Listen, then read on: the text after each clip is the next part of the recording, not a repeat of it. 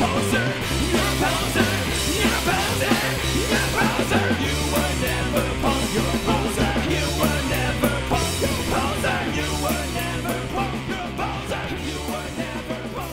Oh yeah. Okay, are you ready? I'm gonna shotgun questions at you. Okay. Okay, I'm ready? gonna finish this beer and then do this one. Okay, go. Ooh. Okay, ready? Go Los Fricas. Oh, Go Los Freakies. Freakies! Freakies. So That's that, right. Um, We'll edit that part out. that's written about a real person. Okay. So I was reading this article about a guy named Papa Labala, who was Cuban, and in Cuba, it was so restrictive that they would, punk was basically illegal. Rock was Metallica was punk in Cuba, and this guy so at the same time, this is roughly the 80s. The AIDS pandemic was really getting out of control, or really becoming in, it was blowing up. Yeah, prevalent. Yeah. And they created these sanitariums in Cuba where they would put you if you were HIV positive, you got stuck in the sanitarium, and there was no, you had no choice. You were put in there. The thing about the sanitariums is they tended to be nicer than living in Cuba. So you had a lot more freedom in Cuba. You could listen to the music you wanted to, because you were pretty much there to just die. And so he got this idea to deliberately infect himself with HIV to kind of have the freedom that he wanted to be able to play the music that he wanted to play and listen to the music that he wanted to listen to. Huh. And he did it, according to the article, he did it in a very public fashion. He's like, I'm doing this, and he shot himself up and literally got a HIV-infected needle. And there's a lot of other people that did this. He had a bunch of people follow him, and that was kind of his one regret, was he was making a statement, but he wasn't really kind of thinking, I guess, wasn't about trying to glamorize it. Yeah, so there was a lot of people that went out and followed him and did it, and then some of those people, not all of them, but some of those people regretted it, and then he regretted that that they had kind of got pulled into this. So yeah, he had a quote that when there's no other door, death is a door. And so, that's a very suicidal, very dark thing to say, but that was it. That was the best way he could figure to having the life he wanted to live. And I thought it really struck me. It was a really profound story. That's the first song I ever wrote. I almost didn't put it on the album because it was the first song I ever wrote, and I thought it was too simplistic. It's catchy though. Nick said that I had to have it on the album, so we put it on the album, and those youngins know more than we do. They do, the young generation. Yeah. Nick's 14, so he knows way more about music than I do, for sure. Nick's my birthday. And I'm not being sarcastic. Nick's my birthday He knows what's more twin, cool. and so I agree with him just because of that. That's right, yeah. Okay, first word that comes to mind when 99 Creatures. Go. Don't think. Just go. First word. Fortnite. All right. That song's about Fortnite. Okay. I knew he's trying to appeal to the younger crowd. Okay. So Teenage Bottle Rocket wrote a song about Minecraft. And I was like, well, all right, what about Fortnite? Oh my gosh. So they just wrote this goofy song. Nick, super into Fortnite, well, at the time. Yeah. And so I was like, well, I'll write this. And I kind of wanted to get super serious about it. Like, okay, it's this, and if you don't know Fortnite, it's this ridiculous atmosphere. You're dropped on an island, and there's aliens and knights and monsters and giant bananas and all kinds of bizarre little things that are in there. It's like real life. Yeah, so it's a battle royale. There's 100 people drop on the island. You're one of the Yeah. 100, so you're versing 99 people. Yeah. And so I thought, wouldn't it be funny to kind of write a song from the perspective of someone that, like, this is real. Yeah. Like, oh my God, this giant, all these crazy creatures are trying to shoot me and kill me. And That feels like real life a little bit. We're on to the next one. That leads us right into the next song. Life in a Pandemic. What's the first thing that makes you think of that? yeah, The Mask, right? Yeah. Right. A Life in the Pandemic was written because I was super pissed at the handling of said pandemic by the administration, the previous administration, the Trump administration. Let's just say it. Yeah. So yeah, it was frustrating. People are working in hospitals, and you got the government saying it's going to go away. Yeah. And here we are still. Yeah. And so that was just some frustration. I guess that would be my first political song, right? Probably. Yeah, so Depends. far. I guess if you were to say Go to Fiji is probably a political song. Maybe. It is. That is. So maybe political. my first I mean, one. and fake news clearly is Yeah, too. So. yeah. Okay, she makes the crowd come alive. That was written about my drummer. Yeah. And that's true. Yeah. Yeah. So Sarah, I said my drummer. She probably would have hated that. Oh my gosh, Sarah, don't hate me for that. She's not my drummer. You don't own her. It's not just that. It's just kind of like she's Pastor Taxi. Yeah, she's not my drummer. The drummer. She's the person that was drumming on the album, and a Yes. very old and dear friend. Super talented. Also. So this is coming out a lot more natural as you drink more beer. It becomes a little bit more candid. Clearly, it is the truth serum, Yes. right? So Sarah had a song that I don't remember how it came about, but she's like, "Hey, here's a song you could play," or she wanted me to play a song. I forget exactly how I went. And first of all, Faster Taxi, Sarah, you want to talk about dark? They go there. They've got they've cornered the market, and it was the song she wanted me to sing to me. It impacted me so emotionally that it was hard for me to sing. Mm-hmm. It was just kind of like it was emotionally exhausting for me to sing. Mm-hmm. And so, long story short, I wanted to write a song about how other people see Sarah.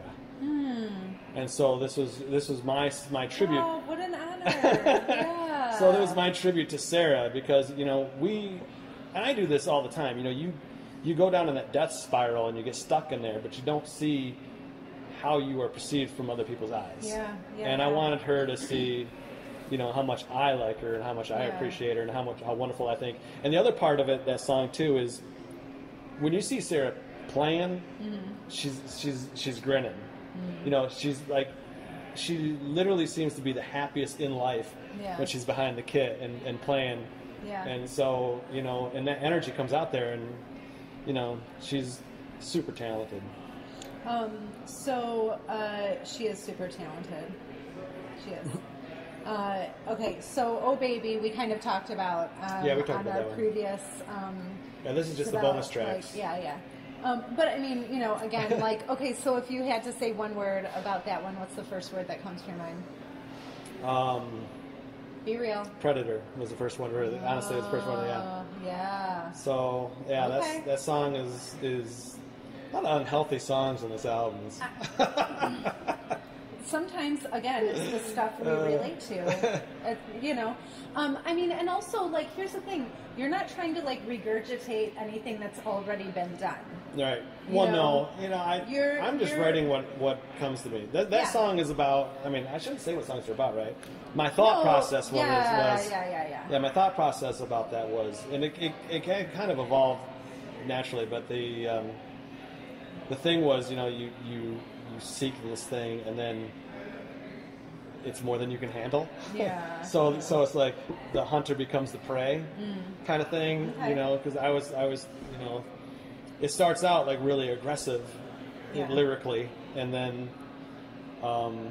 it's more than the person that B can handle. Yeah. And then you got the icy breath and the venom and it's like, so it's kind of that Venus flytrap. It's like, oh, this is so sweet, I can't, and I I am can't. so awesome. I got all this. It's like, oh my god, Let me go. I just want to go home. Okay, Alyssa. We talked about Alyssa, and I was a little disappointed to find out. it wasn't about Alyssa Milano. It's not about Alyssa Milano. Although, Whatever. there's got to be some Alyssa Milano songs out I there. mean, I'm sure there are.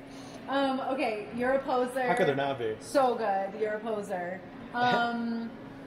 Okay, you know what I love about this one is the vocal dynamics that you give. In this one, you get real quiet. Like, Really? you know, Yeah. I mean, just like there's a moment where you're like, Yeah. and it's like, you know. Yeah, that was a really. It's funny. It's funny when you're in the studio how the things evolve and the songs evolve. You know, a lot of these songs, what I perceived to be, what I had in my mind of what this song would sound like when it's done, Yeah. was never what the finished page came out. I mean, Scott and Sarah did so much in this album. Like Still Breathing, there's a piano, and that was the first song we did with the piano. Yeah. And Sarah's like, I really like I did a piano for this, and I was like, I didn't think about putting a piano in this, but from you and from way back when we were doing drama and stuff like that, I learned to never like say no or anything don't like that. shut it down. No, it's Wait like there must be see. something here. Yeah. And so she played it, and I was like, oh, you know. So it was Yeah. never anything that I envisioned, but she had her own vision. Yeah. And she was like, this is, and it was great. It's And awesome. It was really worked out Yeah. really well. And then we ended up putting, I think she plays piano on a couple other tracks too. I think Goldless Freak is too. I think is that Okay. one? I'm blanking now, but there's a Yeah, couple yeah. other where it's just where you get that piano in there. This song is so sweet. Okay, so That is the goofiest song. I know, but I love it. It's so fun. It reminds me a little bit of the guys in Something About Mary that are just like randomly playing, you know, at the end of every scene. Like, you know what I'm talking about? Yeah. Oh my gosh, it's just, and then the video that went along with it with like you and Rebecca, it was just so cute, and I loved it. I just absolutely loved it. This song is so sweet. That song was so corny in the chorus. I call out how I sacred know! sweet this is. That is why it's so good. So that song, it's funny. So that song was so natural. I had this little riff thing going, and then I was like, Rebecca, you gotta hear the song. And so I was like, I was thinking about doing this, and I go, I'm just gonna make up lyrics. Yeah. And just so you can kind of hear how it sounds, right? Yeah. And then I wrote the first verse, and then I was like, I gotta go write this down because I'm gonna forget. Because it's good. And then I wrote it down, and then it took me Yeah. another like 2 weeks to write the second and third verse. And I mentioned The Cure in the first verse, and I was like, well, I gotta keep this going. So, and I was like, what are my like favorite bands of that time? It's just a really like I love you song, and it's very sweet. It's sweet and romantic. I loved it. Okay, Try to Fight Me Now is like Come at Me. It's actually, I actually wrote that as like an anti-violent song. I know, but like. But it comes off as a little different, doesn't it? Yeah. Well, in the way, it's kind of like I'm strong enough to not care about that anymore. It's like try. This is the anthem of the bullied, right? Yeah. It's just the you have been put down. I mean, shoot, I've had my nose broken so many times from and all before I was like fully developed. As a kid, you always have these older kids that are. When I was a kid in this 400 town mule town thing, it was it was boys will be boys, and it was very testosterone driven, and I wasn't the big. I was I was tall, but I was skinny and scrawny, and there was the bigger kids would just pick on you, and I made a decision when I went to high school that I wasn't going to take it anymore. I thought a busted nose was less painful than the humiliation of taking it. So I stuck up for myself and got my butt kicked a bunch. Our school was so small, so 7th and 8th grades were in the same school as the high schoolers. So, you know, you have these 12th So you had 12th grade people, bullies 5 picking years on. older than you. Yeah, and so you're just Oh this my kid. God. So, No, that's wrong. and so I just decided, after 2 years of that, I decided when I was a freshman, I was like, I'm not going to take it anymore. Yeah. And so I got my nose busted for about 2 years. Then I came to Michigan, and it was a lot different atmosphere. Yeah. But yeah, so so that was, you know, it's very dark. It's, you know, on my guitar I have a list of all the mass shootings, and how, you know, it's something that just really disturbs me, is how violent we've become. Yeah. And my thought process when writing that was not supposed to be a positive thing. It was supposed to be this, you know, I'm very frustrated by, especially, you know, in recent years, you know, most of the mass shootings with 10 or more people have happened in my lifetime. Yeah. Yeah. And I find it very disturbing. But that stuff isn't coming from nowhere. It's growing organically in our country, Yeah, and and it's getting worse. Yeah. And the anti-action. it was almost like of it. you know, the Dead Kennedys would do these songs where they would just be, they'd be graphic, but graphic for a purpose. Like, this is awful, and this needs to change, kind of thing. And I'm not the Dead Kennedys. I'm not Jello Biafra, so I can't write like that. So this is the closest. You don't as need to be, though. This is as close as I could come to that. But it's something that's really bothers me. You know, that we've become so violent and so blasé about just Really taking out a bunch of people. devastating Yeah. things. Yeah, really devastating. It's like, oh, another mass shooting. Okay. Which leads us into fake news. Well, Very well planned. so Sarah created this list. Yeah. I just put that in her lap. She produced. You know, these are the songs that we're going to do, or this is the brilliant. order. And fake news is. I didn't have confidence. I didn't want to do it. I wanted her to do it. Yeah, it's like the song that you are sitting there like shaking your head and laughing, but like you're crying because it's real. Yeah. So fake news could have been a 20-minute song. So it's already by far the longest song on the album. Yeah. It's like at least a minute or more over the next longest song on the album, and it could have been so much longer. And then I wrote it, and just like a couple months later, I was like, geez, I have to update this because there's more stuff to put on. this is so bad. Yeah.